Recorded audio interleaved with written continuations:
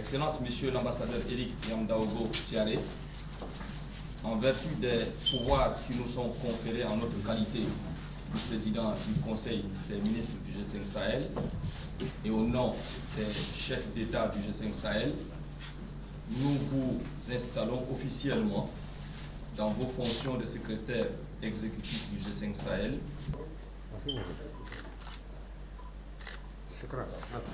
Mesdames, Messieurs, je suis très heureux d'être ici ce matin, aux côtés de mon frère, aux côtés de ces deux excellences, pour une cérémonie qui n'est pas habituelle. Une cérémonie de passation de service entre deux secrétaires exécutifs du G5 Sahel. Cette cérémonie, c'est l'occasion de rendre hommage au travail fait par M. Maman Sidikou, avec son équipe ici présente, aux côtés des chefs d'État, aux côtés du Conseil des ministres. Le travail abattu depuis qu'il est à la tête de cette organisation. Ce travail restera comme une pièce importante dans l'histoire du G5 Sahel. Je suis heureux d'accueillir Son Excellence M. Tiaré, qui nous vient avec une expérience reconnue, sur laquelle nous comptons pour encore une fois redynamiser et réinventer aux côtés des chefs d'État et des membres et des ministres, membres du Conseil des ministres, l'avenir du G5 Sahel. Cher Maman Sidikou, soyez donc encore aujourd'hui remerciés pour votre engagement remarqué comme secrétaire permanent, puis secrétaire exécutif G5 Sahel, et soyez assurés que tous les succès, les acquis obtenus, les travaux menés avec vos chefs de département et collaborateurs seront capitalisés par votre successeur. Je vous souhaite, en mon nom personnel et au nom de nos invités, le même succès dans vos nouvelles fonctions à la tête de la mission de l'Union africaine pour le Mali et le Sahel. Aussi voudrais-je, après avoir rendu grâce à son Excellence Maman Sidikou, présenter mes sincères remerciements et ma profonde gratitude à son Excellence Éric Tiaré pour avoir voulu accepter la proposition de la conférence des chefs d'État le concernant.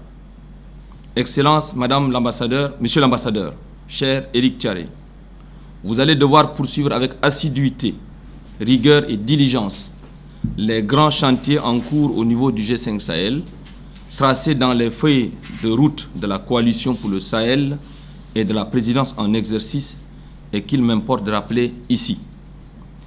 Premièrement, le développement à travers la mise en œuvre intégrée au niveau territorial de politiques publiques, économiques et sociales. Deuxièmement, la sécurité des personnes, des biens et de l'environnement dans l'espace sahélien, et en premier lieu, la lutte contre le terrorisme. Troisièmement, la réduction des inégalités par les initiatives hardies et susceptibles d'apporter une réponse en termes de gouvernance. Et enfin, l'organisation du retour de l'État et de déplacer dans les zones fragiles. Au moment de prendre le relais dans la construction de la coopération régionale établie depuis 2014 entre les 5 pays du G5 Sahel, je mesure toute l'ampleur des défis au regard de la persistance de l'insécurité, de la nécessité d'engager des actions concrètes et urgentes et de développement, notamment dans les zones frontalières, et tout ceci dans un contexte marqué par la pandémie de la Covid-19 qui continue de sévir. Mais en sachant capitaliser sur les francs succès et les acquis de ces dernières années, en comptant sur la bonne collaboration entre nous d'abord et l'accompagnement de tous les acteurs et partenaires, nous serons à mesure de relever les défis qui se présentent à nous. Pour ma part, je réaffirme mon engagement et ma détermination à mener à bien avec vous les missions qui sont désormais les miennes. Dans les prochaines semaines, je définirai un rapport avec l'ensemble des collègues et dans une concertation avec les États et les partenaires, les grandes lignes d'une approche permettant d'aborder les problématiques du G5 Sahel avec recul et à la mesure des attentes des premières autorités de notre organisation et des laborieuses populations de notre espace.